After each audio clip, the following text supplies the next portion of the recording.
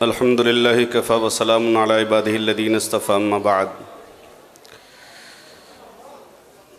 Time اتنا زیادہ ہو گیا ہے کہ اب وہی اچھا لگے گا جو کم سے کم ٹائم لے، اور جو کچھ نہ کہے وہ زیادہ اچھا ہے۔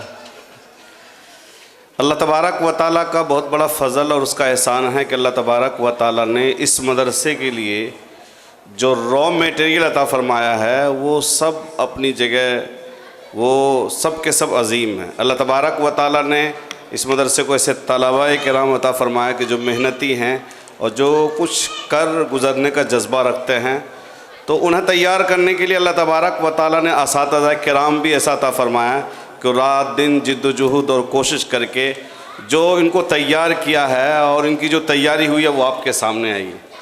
ان اساتذہ کرام سے کام لینے کے لیے اللہ تبارک و تعالیٰ نے مفتی ارشد سلمہ کو اس ادارے کے لیے قبول فرمایا۔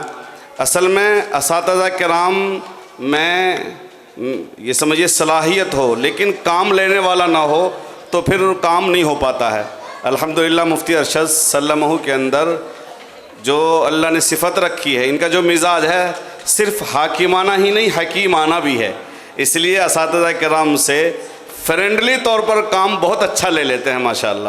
اور مفتی ارشد صاحب کے لیے یہ اللہ کا فضل ہے کہ اللہ نے والد حضرت جناب حافظ شبیر احمد صاحب جیسا والد اور اس مدرسے کا محتمم عطا فرمایا کہ جنہوں نے انہیں کچھ کر گزرنے کا موقع دیا۔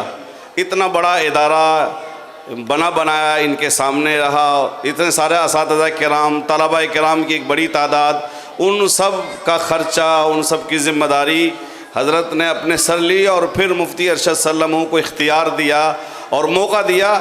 تو یہ سب اللہ کا فضل ہے۔